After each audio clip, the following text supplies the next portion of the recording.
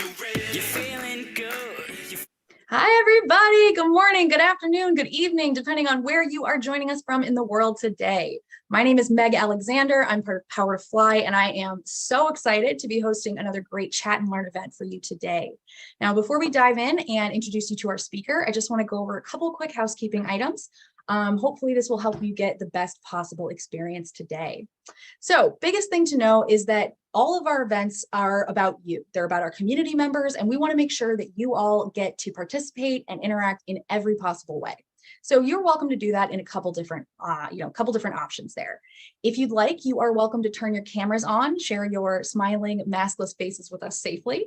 No pressure to look Instagram perfect. I'm on, I think, day 4 of the dry shampoo messy bun combo. So it truly does not matter whether you are coming to us from a corner office or your living room couch. We want to meet you where you are. So please don't stand on ceremony. We want to be here for you no matter where you are in life right now. If you have any kind of privacy concerns, no stress there. I'll totally understood. As long as you don't come off mute during today's session, you will not show up on either the live stream or the recording. So if you've got concerns at all for privacy, I hope that allays them somewhat for you. Now, if you do want to participate, but you don't want to you don't want to turn your camera on, that's totally fine. You can always submit questions or comments for the speaker, anything you'd like, into the Zoom group chat. Now, if you have questions that you would like to raise and be kept anonymous, or comments, anything, not a problem. I'm more than happy to help out with that. So if you have questions or comments you'd like to keep anonymous, just DM them to me. You'll find my name, Meg Alexander, on the drop down in the Zoom chat feature. Now, like I said, today's session is being recorded. So what that means for you is that you get to kick back and relax. You don't have to take notes. You don't have to worry if you miss a link that we share or a resource that someone mentions. You will always be able to go back and rewatch this recording. Now, how that's going to work is in about 1 to 2 business days, so probably by Friday of this week, Power to Fly is going to send everybody who registered for today's session an email, and it's going to have a link to where you can rewatch this recording when we post it on our website. That takes 1 to 2 business days, but let's say that Joel says something completely like mind-blowing. You cannot wait to share it with a friend or a coworker or a relative. You don't have to wait the 1 to 2 business days. You can always head over to our YouTube channel. I'll be sharing the link for that in the chat here in just a moment, and check it out there. Our live stream videos, like the recordings of them, are posted within about 5 to 15 minutes of the end of that live stream. And you can also search a huge section of our recorded chats on our YouTube channel as well. Now, if you do head over to our Power to Fly website to view the video, which I recommend, you can search the entirety of our archives. We're talking everything that has happened since the inception of Chat and Learns. It is all there. It's all free. You can search it, watch as many videos as you want, and we absolutely encourage you to, make the most of these free resources. Now, like I said, we are on a couple different social media platforms. We are at Power to Fly on LinkedIn, Twitter, Facebook, Instagram, and YouTube. And if you want to, I very much encourage you to follow us or subscribe to our various platforms. We share all kinds of great stuff. We have content like this. We've got job listings we share. We have event invites, all kinds of great stuff that we share on our platforms. So if you would like, I recommend that you check us out there. And if you would like to, we are always trying to expand our reach and expand our community and let people know about these free resources. So if you would like to help with that, we would love to have you, take photo or video as we go and share out to your social network. Let people know that you are taking advantage of, the resources that Power to Fly has to offer. If you want to tag us, like I said, we are at Power to Fly. You can also use our hashtag Power to Fly. We would love to retweet, reshare, repost anything that you put out there. So thank you all for helping us to spread the word about all of this great help that we want to offer people. Now, I'm very excited to introduce you to our speaker today. So I want to introduce you to Joel. Now, Joel is the head of growth at Career Hackers, which is a media company on a mission to help people discover and do what makes them come alive. Now, Joel is the writer of the Daily Job Hunt newsletter, where each morning he inspires people to forge their career path without waiting for permission. This mindset has helped thousands of people to launch their careers without a degree or a resume. And as a classically trained musician, Joel is also founder of the New Orleans Chamber Players. Joel, welcome to the stage today. We're so happy to have you. Is there anything else that you would like to share with our audience, anything they should know about you before we dive into questions today? Thank you so much, Meg. I just want to say I'm grateful to be here and excited to connect with everybody. And I'm here for people to support you in any way that I can. And I'll just add that, maybe if you're at a place right now where you're looking to make a big change, a sort of pivot or career relaunch, that's something that I've done. So I can relate with you on that place of starting from scratch, if that's a place that you're at. And so I'd be happy to support you in that. And I believe that you have the power and the potential to do anything that you desire to do in your career. Thank you for sharing that with people. I think it's really helpful to hear that other people have done, big career transitions. I feel like it's something that we don't talk about enough, at least not yet. So thank you, Joel. Thank you so much for offering that to our community. All right. So obviously the title of today's session is how to land more interviews without a resume. Now, one of the ways that we had talked about, last thing I want to highlight before we jump into questions, sorry, y'all. These are some of the main takeaways you can expect to get from today's conversation. Now, these are the areas that we identified from talking to Joel and looking at the questions you all submitted. But if you took time out of your day to be here with us for the recording, like for the live stream, we want to make sure that we reward you for that. So if you have questions, if you want to dive in deeper, expand on something, ask it in the chat. If you have a question on a term or an acronym that we're throwing around, ask it. If you wrote in a question and you're not sure if we're going to be able to get to it today, ask it in the group chat. I want to be here to get all the answers that you all want, but I can only ask the questions that you tell me you want to know. So please feel free. As always, you can add questions or comments to the group chat at any time. Let us know how you're feeling, if you agree with what we're talking about. And please feel free to keep that chat section active, y'all. We want you to engage with each other as well as with our speakers today. So we're going to discuss some ways to kind of like a how-to of how to make a video pitch. We're going to talk about ways that you can email hiring managers, things that actually work to get results. And we're going to discuss ways that you can find companies that really excite you. So Joel, to get us started today, let me stop sharing my screen here. To get us started, I want to talk about the video pitch idea. Can you give us an idea for people that might have never heard of a video pitch, what these generally look like, or what is common to be seen in a video pitch? Yeah, totally. So, as you probably can relate, if you're on the job hunt or you've been on the job hunt, it can be frustrating and daunting to send those resumes out and to go through those online applications, and you send out maybe dozens, hundreds, thousands even. And how often do you get those immediate replies back, right? Or you get those generic, responses back from the ATS. And so it can feel frustrating and it's hard to stand out, right? And so what you're trying to do, right, is to get the attention of a company and to stand out. And so what I found with my personal experience when I made my career change, sending videos, and what we've, as a company, Career Hackers have found with helping job seekers over the past few years is that sending a video pitch directly to a human being is going to 50x your response rate. And so that's going to be a way to not only stand out, but to create a human connection, to show them your soft skills, to signal to them that you have a particular creative mindset, that you're willing to go above and beyond, that you're willing to put yourself out there, that you want to create value for them, right? And so if you think of it like, we like to kind of use the dating analogy. If you want to go on dates, if you're looking to go on dates, would you, send out a generic letter to every man or woman or whatever, 10 reasons why I'm dateable? Probably not. You would be kind of curious about a few people, and you would go talk to them in particular, and you would tell them why you're interested in them and why you're curious to learn more about them. And it would be a tailored experience, right? And that's the same thing with, it's really analogous with job hunting, because at the end of the day, companies are people, right? Company is just like an abstraction. Really, all we have are individual human beings who wake up and they go to work and they sit down and check their email, and just like everybody else. And so people who work at those companies want to feel connection to job hunters. They want to feel special. They want to feel seen, right? Everyone has those needs to be seen, right?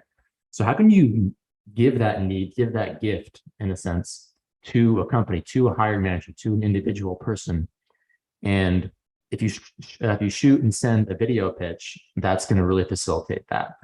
And so to get more nuts and bolts, well, first of all, my biggest advice is to let go of perfection. Because if you're thinking about doing this, it might be a part of you that's like a little uncomfortable, a little hesitant, because it might feel a little more vulnerable. It might be, well, take a little extra effort, right? And so there might be a sense of a resistance there. And then you do it, but then you don't think it's good enough. And then you end up procrastinating, all these things. So first of all, just relax and take a deep breath and let go of perfection, because this tip of sending a video is kind of like a secret sauce right now. Still, most people haven't found this. My vision is for like the whole world to be doing this, but it's the point is that if you do it, just by doing it, even if it's imperfect, you're going to stand out. Mm-hmm. So prioritize as your meta mindset, prioritize finishing it and doing it over doing it perfectly, right? Take bold, imperfect action. And so to drill down a little bit more on like what to do for a video pitch, first of all, just make it 30 seconds, 60 seconds, 2 minutes. Doesn't need to be a huge long thing. All you're seeking to do is get their attention. You don't need to tell them everything about you. You simply want to entice them to interview you, right? So give them a little taste. And then what I like to do on a video is start off smiling and say why I like the company. Smile because it helps you relax, helps you feel more connected, more grounded, more settled, and then tell them why you like their company, their mission statement, their values, their product. Just keep it simple and give them value up front, and then say, I would love to work for you, and here's why I'd be a great fit. And tell them a little bit about your story. Tell them about your accomplishments, and ask them to see if they set up a call with you for an interview. Pretty simple. And I can send you an article that we have that can give you more. There's a video that our founder created with reviewing these tips and whatnot. And you can definitely be in touch with me if you're looking for tips beyond that. And we can flesh that out, of course, with these questions that we're going to dive into. But that's the kind of overview. I like it. And thank you for kind of giving us some context there, because I feel like, when I graduated in, 2008, like obviously video, none of this was like at all possible. It was still in the dark ages of like sending in a resume, like having to go around to the businesses themselves and, walk your resume into the hiring managers. So I think that there's probably a lot of people who have maybe never applied to anything without a resume. And so this is a really helpful idea to like Joel said, like set you apart from the crowd. And I think that you make a really good point, right? About not trying to make this like the perfect thing, especially if it's your first time, right? Like, this isn't something that has to be perfection. You're trying to catch someone's eye. So, in doing those things, you've talked about some of the high points. You want to say, you want to smile, you want to introduce yourself, you want to compliment the org or their product. Are there any don'ts when we're making a video? Anything of like, no, whatever you do, don't do this. The first thing that comes to mind is avoid rambling and going on for minutes and minutes. And the second thing is just check your background on your video. So avoid like having the laundry basket on the bed behind you. Because what we're in the big picture, what we're doing is signaling. Everything we do is a signal, whether you realize it or not. So you want to signal and make that first impression. If you have just make sure you have a solid background that's tidy. Again, you don't need to be perfect. You just make sure there's not the laundry basket. And then, yeah, again, it can be, in my experience, reviewing people's videos, some people will go on for 3, 4, 5, 6 minutes, and there's no rule about that. I've done videos that are longer than 2 minutes, and there's no rules about anything, by the way. That's like another meta mindset. I like that term, meta mindset, to think about the umbrella under which you're operating, is that there's no exact rules to job hunting. We're just seeking to create value and prove that value to companies. So yeah, it can be tempting to go on and say everything, but again, you're seeking to give them a little sample of who you are, like the baker gives this free cookie because he wants you to buy the full batch of cookies, right? So how do you just give them a cookie and then they want to meet you and have a full interview? Then you can say more, right? So think about your top, 3 bullet points you want to say in the video, and that's it. Smile. And by the way, you might be wondering about, do I script this video or do I speak off the cuff? And my answer is either one. I personally prefer speaking off the cuff by having just a few bullet points in my head about what I'm planning to say, but then speak more organically. However, I've seen people do scripts and they read that, and that can be effective as well if that's going to be the way that's going to help you finish that video. I like that tip, because you're right. I have to record invite videos for events that I get to host, and it can be really weird, right? It can be really strange to try and figure out like how to look natural and how to figure out what you're going to say. I like your tip to start off with bullet points. Hack, like an inside tip for people, if this is something you struggle with as well. I'm not good at memorization. And so especially when I'm recording these invite videos, I tend to speak with my hands a lot. I will write my notes on the inside of my palm. So that way I can, like, my bullet points of like, I'm going to talk about like the time and date that it is. Don't forget you can register and it's free, right? And I will put those notes on my palm. And then as I am talking and gesturing, I can do one of these and sort of like slyly take a look at my notes. If you have a camera, if you're going to do it something like this, tape your notes right under the lens of your camera. It's okay. Nobody's going to know. It's fine. Like whatever works for you, whatever makes you feel the most comfortable, because if you are comfortable, trust me, I spend a ton of time on camera. It will show that you are excited. You'll get to see more of that excitement about the job as opposed to nerves. So, absolutely listen to what Joel is saying, like fully take advantage, read that article. They're going to link you to, we'll share the link for careerhacker.com or sorry, careerhackers.com. I just dropped it in there. Oh, thank you. Awesome. Yeah, we'll keep sending. Bookmark this article, watch this video over and over that's embedded in the article from our founder, Isaac Morehouse, and check out other articles on the website if you're interested. All right, excellent. Okay, so we had talked about some of the do's and don'ts. We talked about some of the things that catch people's attention. What do you think about some of the bells and whistles that are available when it comes to video?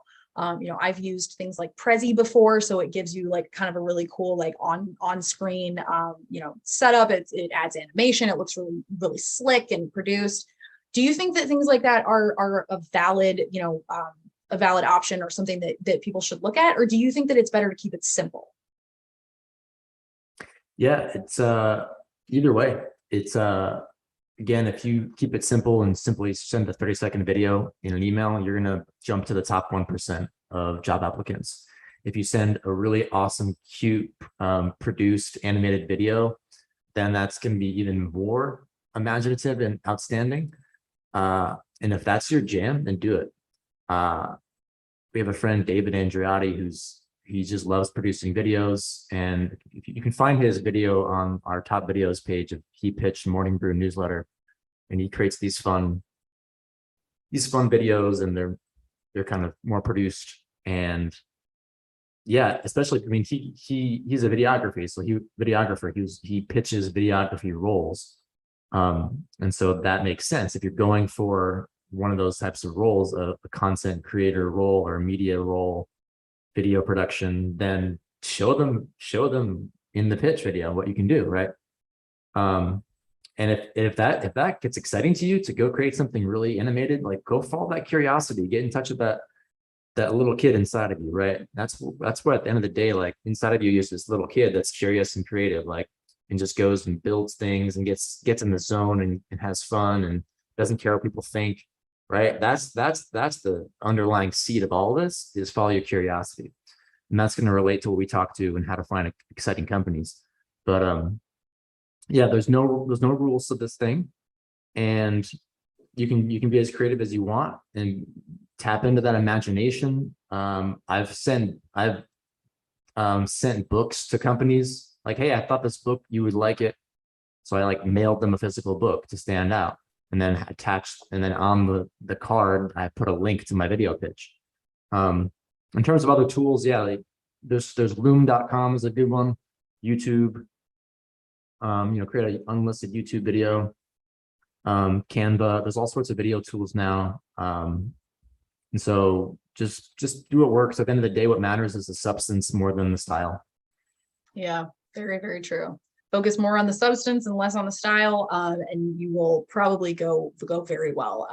And this is speaking from experience, y'all. I have a very, I'm very, very inclined to go for the bells and whistles and, oh, let's just add that. That'll be really cool and blah, blah. So like, learn from my mistakes. Like, I'm not telling you to do this because I am better or any really, really great at this. Just learn from some of the stuff that I've learned over the years. We do have a really good question coming in from the chat. When it comes to recording these videos, who should we be sending them out to? Should we have a target audience in mind? What should we be thinking of when we're thinking of like, who's going to watch this? Yeah. So ask yourself, who might my supervisor be for this role? That's the first question. The broader answer is you can send it to multiple people. It depends on the size of the company. There's no exact right way to do it, because again, you're kind of hacking this process. So if you're looking for a customer success role, for example, see if you can go on LinkedIn and click on the people page for that company and find, look up director of customer success, et cetera. Like, see if you can find that exact decision maker. And if it's a small company, maybe it's a startup company with 6 people, well, maybe you email directly to the CEO.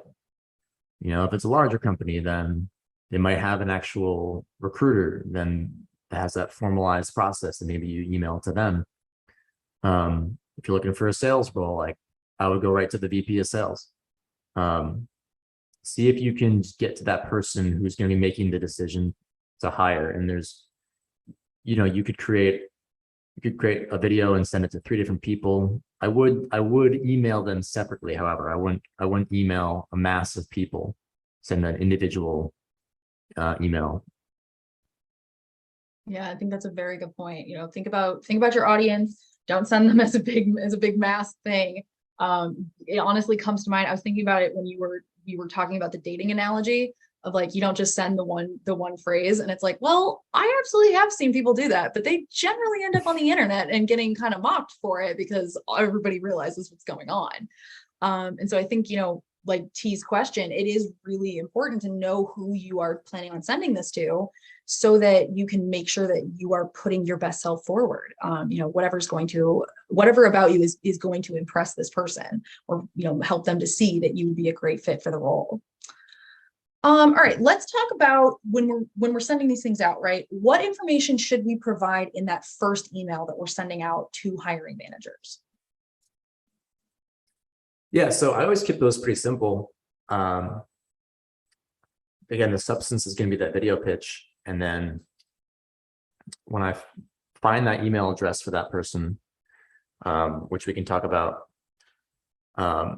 just sending them, hey, John, I really love Acme Incorporated on your mission to help keep people make more efficient XYZ. Just like one little sentence in text about why you like them. And then I made you this 2-minute video. I'd love to set up a call. I'd love to set up an interview. Let me know what you think. That's my style, is typically short and sweet, and just give them that link to the video.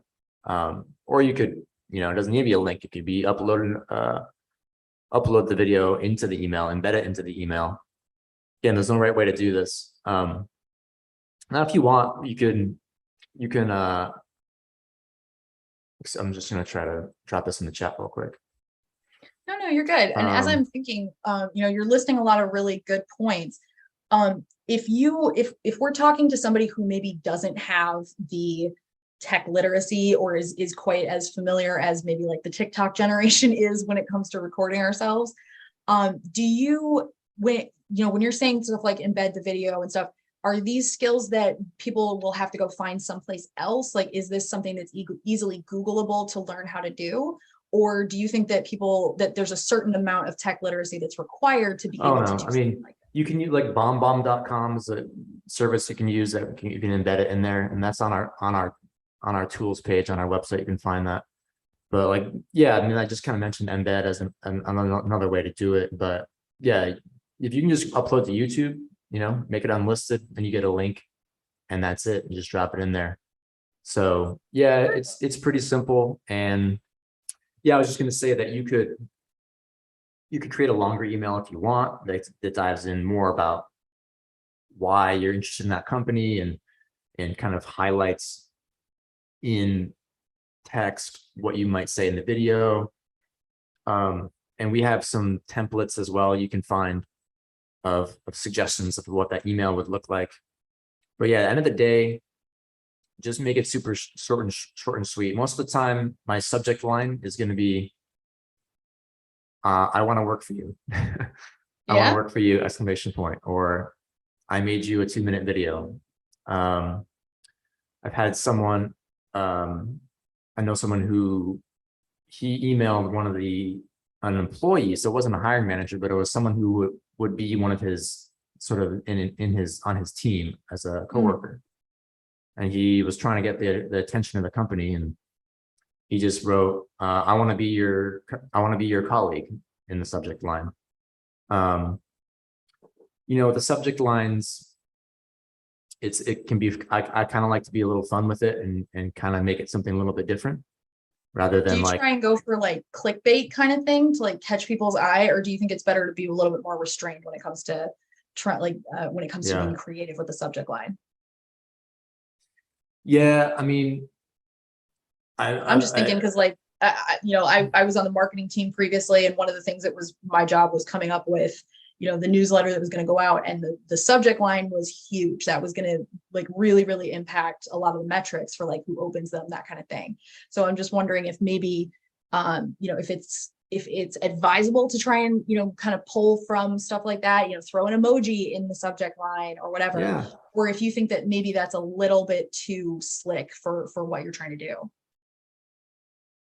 Yeah, I would just say be genuine. I would avoid like being bait and switch and like trying to create something that's not true to you, just so they click it, Yeah. If they're, if they're not going to open it, if you write, I want to work for you, and they don't open that, then it's their loss. Yeah. Well, especially if you're sending this out to like hiring managers, like people's job is to do this. Don't want to get perfectionist mindset about the stuff, and you will find that I find that a good chunk of the time you just get a response back within a few hours because it's so amazing. Sometimes you'll need to follow up, and we can talk about that. If people's inboxes are flooded, and you want to just keep showing interest by following up every couple of days until you get that clear response back. But yeah, end of the day, if you write down one thing today about this session, it's keep it simple and let go of perfection. So there's a lot of information. There's a lot of bullet points and tips and nuggets in this session, and it might seem like you gotta get it all figured out and integrated and apply it to a T. And again, there's no rules, and just start testing it out, and you'll learn by doing, and you'll build your confidence. The first time I did this, I sent a video pitch and I got a response within a few hours. It was like, whoa, that's a thrill. And I'm like, I want that thrill more often. Yeah. So just make your first one, and then you'll just get that momentum going. I very much appreciate that reminder of like, don't let perfect be the enemy of good. Like, it's totally fine. Like, I fall prey to this a ton, where I will try, I'll be, brainstorming something, I'll get an idea and I can see it in my head, right? And it is like Hollywood blockbuster movies, spectacular of the summer quality. It's amazing. And maybe the execution is a little bit more High School Musical, but at least it's done. At least I have a draft, or at least I have like made, strides to do something. And that is something that I very, very much struggle with. So you're not alone if you also want things to be perfect before you send them out. We have a really, really good question coming in from Nick. Nick wants to know, how do you follow up without being overbearing? I find this is kind of a delicate balance, but what do you recommend for me? Yeah, it's a balance, and also lean on the side of persistence and knowing that when you continue to follow up, it's signaling that you're interested rather than you're being overbearing. And kind of just notice that part of you that might have that self-doubt, which is, wants to make sure that you're not being annoying. But at the end of the day, just assume people are busy and just keep following up until you get that response. And that's gonna show that you're really interested in them, right? And just keep going back to creativity and persistence, and those are going to be your best friends in this process. And yeah, in terms of what you say in the email, you want to see if you can be creative and create value. How can you send them something besides, hey, did you get this? Like, how can you say, hey, I really noticed, I love this social media post you had earlier today about XYZ, and I'm really excited to continue. Maybe you're going for a social media marketing position, and okay, well then follow up and say, hey, I love this post and here's why, right? Like, can you be unique, and rather than automated about it? Every time you send a follow-up email, can you create value in some way? Can you share something that you learned in a blog post on their website? Can you write a blog post for them? Like, create extra value. Can you write 6 reasons why I love Apple? And you write a blog post real quick and you just drop that to them. Hey, I made this for you as well. I'm really interested in your company. And that's, by the way, like, if you start a blog and you start writing, that's going to change your life, transform my life. And that's how you really can build momentum and build confidence with your creative mindset. And it's a great tool to stand out in the job hunt by sending companies blog posts about why you love them, or tweeting them blog posts about why you love them, and making this a public thing, and making this, again, you're making this a tailored experience and making that company feel special. Yeah. Ooh, I like this. Okay. So when we're talking about, I just want to circle back here real quick. When we're talking about following up, let's say, it's Monday morning. We finished our video over the weekend or last week. We decided we want to send it out. Once you've sent that email Monday, what do you recommend? Like, every day? Do you recommend every 2 to 3 days? Like, what is at least like the first 2 steps? Do you recommend that how long do you usually wait?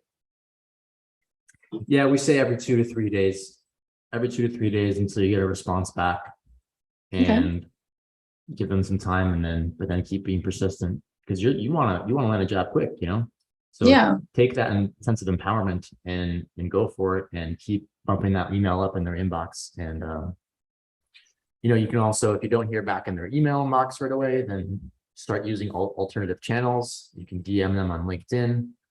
You can tweet at them. You can DM them on Twitter. You can start sending your video to a new person. Maybe you found the best person you thought. Then you send them, 8 emails and nothing back. Well, okay, maybe it's time to switch to a new person. But by the way, the number of follow-ups, it can be easy to get a little bit discouraged if you don't hear back after 2 or 3. But if you go for 4 or 5, that sometimes is the ticket, Yeah. So just keep going at it. But again, on my experience, you're going to actually get a response back right away from, I don't know, maybe 40% of the time, you'll just get a response right away. 50% of the time, depends. There's no exact answer for every situation, but yeah, creativity, persistence, and you'll do it. I like that. And I very much like, how you're highlighting this idea of persistence, because you are showing them that you have that you are demonstrating that this is a job or something that interests you. Something that's worked for me is I would send out my initial, obviously I wasn't doing video pitches, but I would send out my initial, application email, or, I'd fill out my application and then I'd send an email to the hiring manager. Maybe it was LinkedIn messaging, whatever. And I would follow up every 3 days for about a week and a half. And what I would be doing during those times is when I would follow up, I'd say like, hey, just bumping this to the top of your inbox. I'm sure you're really busy. Acknowledging that they have other things going on and you're not expecting them to drop everything for you. You just want to know, like, kind of be updated and know what's going on. Definitely goes a long way. The other thing that I recommend is, especially if you're on outreach like 3 or 4, I would send them that email and I would say like, hey, it's Wednesday now. If I don't hear from you by Friday, then I'll give you another shout next week, or I'll reach out again in a week if I haven't heard from you. So I would set that expectation so that they had an idea, or at least would have fair warning, like, hey, I'm not going away. I'm very excited about this role. And not only am I going to keep reaching out to you, but I'll make a plan to keep reaching out to you because I'm very interested in this. It doesn't work every time, just as an FYI, but truly, like, that's how I got my role with Power to Fly, was by continuously following up. And it started, and I was following up every week, and then I was following up every like 2 to 3 weeks because I wanted to keep my hand in, see what was going on. And honestly, that's how I got my role, which wasn't even the role I had applied for. So, being persistent is definitely a good thing, because it's going to show more of that excitement and more of that drive to potentially your future boss. All right, let's talk about the last thing I want to talk about when we're talking about like these emails that we send out. What are some mistakes that people commonly make when you are writing to these hiring managers? Make sure you use a person's name, address them by their name, being overly formal. So my take is I believe that it's better to be real than it is to be professional. And people get attached to the idea of being professional. And they then suppress their authentic self. And so obviously we want to be communicative and respectful. You don't want to like just start dropping, inappropriate language or anything like that, or writing unclearly or whatever, or writing as if you're text messaging, any of these things. Informal and authentic can also be professional, really. So when I say like you don't need to be professional, it's just you don't need to be formal and guarded and in a box. With dear sir, madame, please see this attached, blah blah blah. I believe it's better to just say, hey, I feel excited about your mission. Like, what are you feeling? I like that. Then you're showing them who you are, and you're also setting the tone, because don't you want to work and really feel like you can show up and be yourself at your work, or are you going to hide that for that part of your life, right? Yeah. So it's not just about, can I get a job? It's like, how do you look at the bigger picture? Like, how do I want to experience life? So and also people want to work with real people. People respect authenticity. So it's actually in your favor. So avoid getting attached to particular, maybe obsolete, formalized cover letter language, and just say, hey, I'm excited about what you're doing and I would love to be a part of that. I made this video for you. Would you be open to having a call with me? Just be yourself. So I think that's a really good point. Like, people want to be professional, and everybody obviously wants to be taken seriously and all of that. Yeah.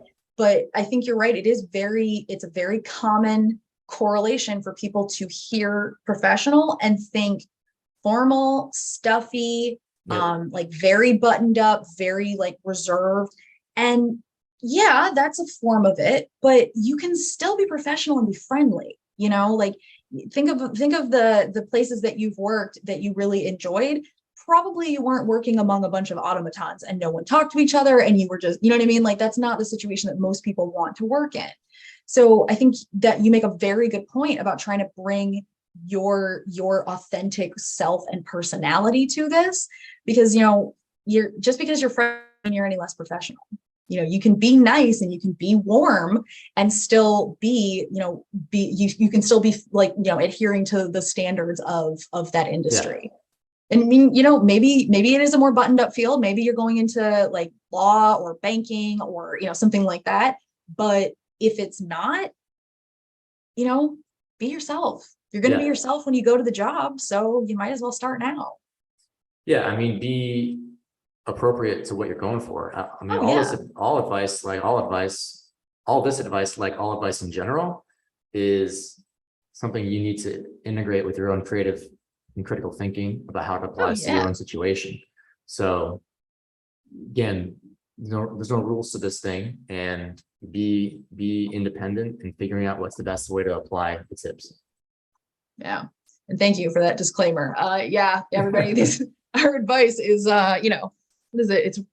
It's worth what you pay for. You get what you pay for, and it's free. So, but truly, I'll like this, we're sharing based on our experiences. If yours have been different, please let us know in the chat. I threw in some links in there to where y'all can start connecting with each other. There's also links that Joel had shared with those career hackers articles, or blog posts. So definitely check those out as well. All right, let's talk a little bit more broad or big picture, and let's talk about like the companies that we're looking at.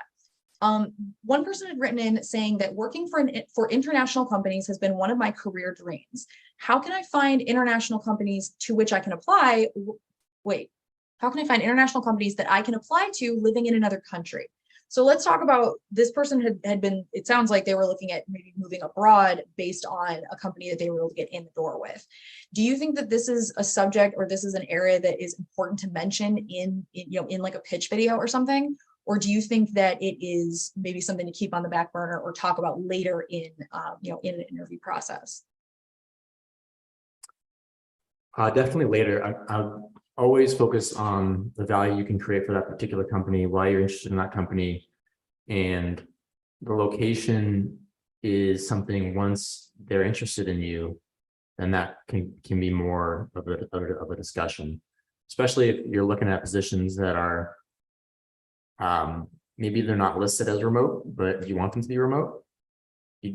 The last thing to do is before you do anything to create value, you just email them asking if it's remote, if it could be remote.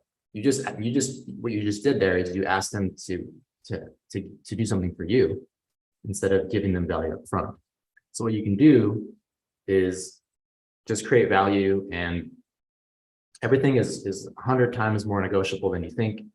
So if they really love you, then you could probably and you've created value, and you've created a compelling case for why they would want you, then you have more social capital to ask for something that wasn't advertised. In terms of specifically finding companies in certain locations, international, I'm less experienced in like finding companies internationally, but what comes to mind is engage the power of networking.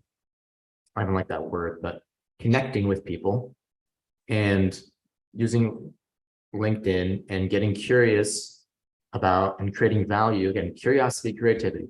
How do you connect with people and be curious about their story and build rapport with people on LinkedIn and learn more about their company that's located in Italy or whatever. And then you start building momentum and learning more about the landscape in that place.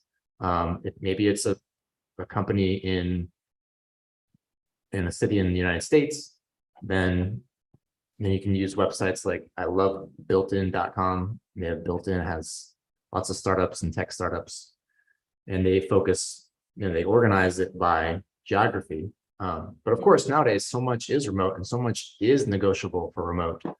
And so focus on companies that you're really head over heels for. If you can find those companies, then everything else can kind of fall into place. I like that. Now I did see people are sharing some links in the chat thread here. Victoria had shared dribble.com. I'm also sharing one that was started by a a high school classmate of mine called She Works Abroad.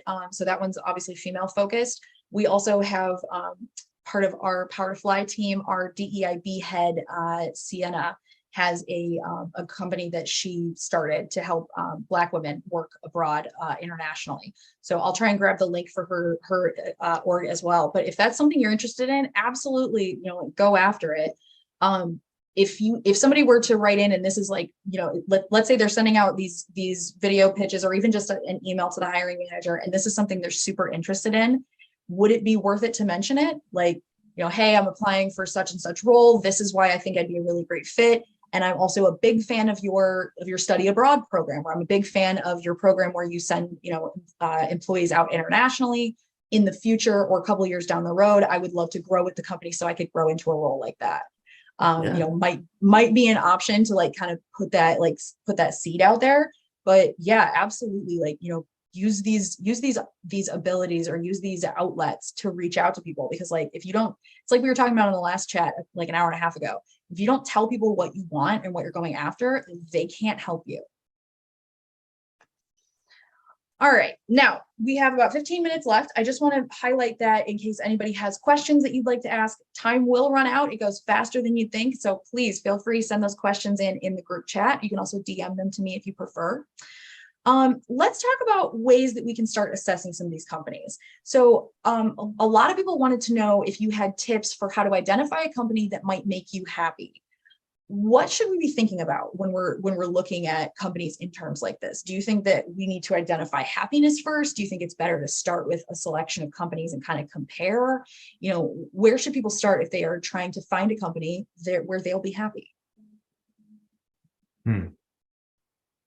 Well, just because I love to philosophize, I would invite the idea that the happiness is more in your responsibility and your power than it is the company's. But that having been said, the external circumstances are definitely going to influence your happiness level. And is it possible to find a situation where every single one of your needs gets met just from one company? Maybe not. But how can you get as many needs met as possible, right? So, there's different factors like the role you're in, the culture, the values, the mission. Is it remote? Is it hybrid?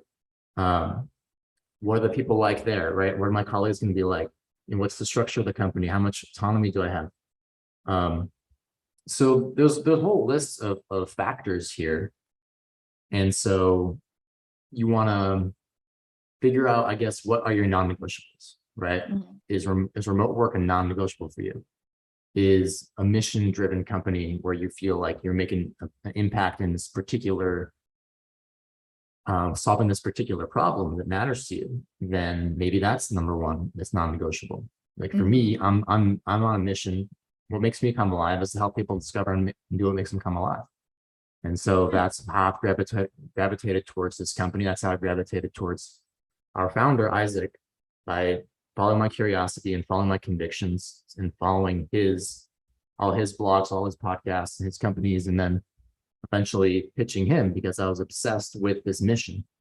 And that was number one for me versus, I work remotely. I actually would prefer if there was like a hybrid situation that saw people in person more often, but that's not as important to me as the mission. So it's okay. I'll take it. So the point is that is there a list of non-negotiables for you? And then for me, maybe it's just my bias, finding that problem that you want to solve and that mission that really lights you up. That's like a possibility for you. And I invite you to kind of introspect on what problems do you want to solve, what impact you want to make. And what fires you up, right? And maybe that takes a little bit of journaling, taking some walks, some daydreaming, and asking there's a whole laundry list of problems on this planet. So which ones do you want to solve, or how do you want to make the world or impact certain people's lives in a certain way. Mhm. And then start with that introspection, and then, oh, there's this problem I want to create, I want to solve plastic in the ocean or something like that. Well, Mhm. go find companies that are creating solutions to that and seeing if you can create value for them.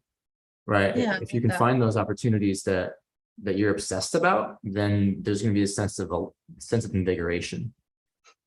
Okay. All right. So just out of curiosity, when you were, looking for your current role, what were some of the things that were on your list of like, this is important to me, or this is something I'm looking for, just as an example for people? Yeah. Again, for me, it was sort of like I was following this one entrepreneur, Isaac Morehouse, and came across his ecosystem and his mission, and just felt really excited about that. And so it was always sort of in my that was my vision, to be able to pitch him and work for him. So, I mean, I was pitching other companies because what I was doing is I was a high school band director, and I was working in a completely another sector. And so I was like, I want to at least like get into the private sector, get into tech. And so let me at least, maybe I won't work for Isaac right away, but let me just get some experience and get into tech and gain some new soft skills and hard skills, and get into the business world and all those types of things. So I was Mhm. pitching, and I was thinking about sales, and that could be an option for me to get experience. And so yeah, I was just kind of finding companies that were interesting, that had a cool culture. There was a company out in Colorado that, they're helping people like check in. It's a tool, an app like on an iPad for offices to check people in. So like that product in particular isn't necessarily like I'm head over heels for, but they had a culture that was about, they valued growth and authenticity. It's like, oh, well, I really value that. And so I pitch myself based on that value system of the company. Mhm. I also pitch companies that I was a customer for, and that's a great way to start. Like, Oh yeah. I'm all about like biohacking, and there's a company called Chili Technology that creates a product that cools your mattress off. And I have this product and I love it. So I pitched the company to work for them as a customer service person. And it's like I can genuinely look into the camera and say, "Hey, I love your company," right? Yeah. Because it's because I'm actually excited about it. So I encourage you to like think about what products you already use, what services you already use, and find something that's you're genuinely going to be enthusiastic about, and skip companies that you hate. Skip companies that are boring. Like, don't even bother, because you're not going to enjoy it, and you're not going to enjoy the interview process, and you're not going to be able to be genuine in your video pitch. You're not. Why do it? Just so you Yeah. can get a paycheck? It's actually going to lessen your chance of getting the job. That's what I learned. It's like, you can just focus on the companies that are interesting to you. You have a better chance of getting an interview, because companies want to talk to people who are excited about them. Yeah. Well, it's like we've talked about before. If you're approaching your job search as survival, right? You just need a job, you need a paycheck, whatever. Your thinking around it is going to be completely different than if you're trying to build a career. So, if you are consistently just thinking in terms of survival, there's no time to be enthusiastic. There's no extra energy or attention to be like available to be paid to anything else. So if you are coming at this from a perspective of trying to find a company that interests you, then yeah, you're going to be more driven to follow up. You're going to be more interested in what they're telling you. So I think that's really, really important to highlight. All right. Last thing I want to talk about is if we are trying to make a comparison. All right. So let's say we've got a couple companies we're looking through, and we've narrowed it down to maybe like the kind of 4 pillars that we had talked about, right? So values, their mission, their vision, or their culture. Do you think that one of those factors is more important than any of the others when we're evaluating companies to see if this is a place we might want to join?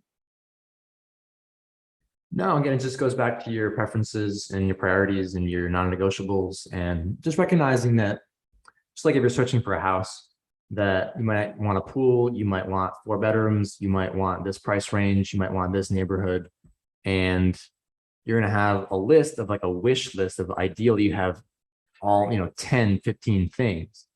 But the reality is that there's not going to be any house that has all 15 of those things. So someone's on my door, excuse me. Can you think about your top non-negotiables and then recognize that there's not going to be a perfect situation, and just go for it, and recognize that, it's lost my train of thought. But yeah, just don't worry about the perfect company. You're not going to get all your needs met. You're not going to get every single thing worked out. So figure out what your priorities are. Yeah, I like that. And just for anybody out there, I have been in this position before. If you are trying to come up with your priorities and there is, your mind is just completely vacant, there's nothing popping out to you. Think about the things that you didn't like about your last jobs. Make a list of that. And that, at least for me, was a good jumping off point of like, okay, I didn't like being in a bullpen type setting. Okay, so I'd prefer something that wasn't an open concept office. Great. It's not number one on my list of concerns. It's, it's on like, I don't know let's call it like column C or something. So as I'm going through and I'm able to populate my list of like, column A is what is absolutely important to me. Column B is like, nice to have, whatever. And column C is like kind of the fluff stuff of like, this was my perfect job. Of course I would get a pony or something. So, and then look at it in terms of, okay, I've got one, this job has one thing from column B, but like everything, or, one thing from column A and everything from column B. And that's great. But this other job has like 3 things from column A. So is that more important or less? That kind of gives you the ability to sort of, not necessarily create a game out of it, but like create a ranking system, especially if you're having a hard time trying to figure out what you do want from a company. If nothing else, you come up with a list of red flags. So, definitely worth the introspection. All right, Joel, we are almost at the end of time today. So I want to say thank you for joining us. Before we leave, is there anything that you want to share with our audience? Anything that they cannot leave this meeting without taking away? Yeah, well, I just got to add on to that last point is that make your list smaller rather than bigger. The job hunt is not a numbers game. Focus on creating specific tailored pitches, projects. Be intentional and make your list 3, 5, 10 companies and do a little research on those companies and go deep and show them that you care about them. And that's going to have you way better results than the numbers game and just blasting things out in a quantity over quality approach. So focus on companies that are exciting to you, few companies, create value, research them, create a video pitch, have fun with it, be playful, be creative, be persistent, and you're going to win. And it's tough out there with this economy. And I'm here to support you. We have the daily job hunt newsletter that I'm writing 6 days a week. You can sign up at careerhikers.com, and I would love to be in touch with you. You can read those emails, email me back, and I'll answer your questions. There's a lot of resources out there to empower you. In addition, you're getting that with Power to Fly. We'd love to help you as well. And just know that when you engage your volition and your sense of agency, curiosity, creativity, and personal empowerment, that you can create the result that you want. If you have that sense of audacity, that sense of relentlessness, that sense of, I want this, I'm going to get it, and no one's going to stop me. And you can do it no matter what the economy is, because companies need people who can create value, especially in the tough economy. So how can you be that person that's going to blow their socks off and give them 110%? And then it gets fun, by the way, because then you become an artist. You're not just an employee who shows up and checks the box. That's 20th century mindset. 21st century, in this era that's just starting, this is the creative economy. This is about becoming indispensable to a company and creating without permission, doing what makes you come alive without apologizing for that, standing out and owning who you are. and living a life that's true to yourself, all these things are in your potential. So go for it. Like it. Okay. That is going to bring us to the end of time today. But I just want to say again, Joel, huge thank you. Thank you so much for joining us today. It's been lovely to get to talk to you. Big thanks to our audience members. Y'all submitted great questions. I was so eager to get answers for you. I was loving the activity I was seeing in the chat. So thank you all for coming today and making this a interactive and really engaging session. Now that's going to bring us to the close of programming for today, but we do have some more great programming coming up for you tomorrow. We've got one chat on pivoting to engineering from a non-traditional background and another one on 5 tips for better virtual meetings. So I hope that we'll see you on one of those tomorrow. If this was your, if you're one of our frequent flyers, we see you a lot. Thank you so much again for coming. I love seeing the familiar faces and names. If this was your first Power to Fly event, welcome. We're so happy to have met you, and I hope that you had a wonderful time. We can't wait to see you again soon on an upcoming session.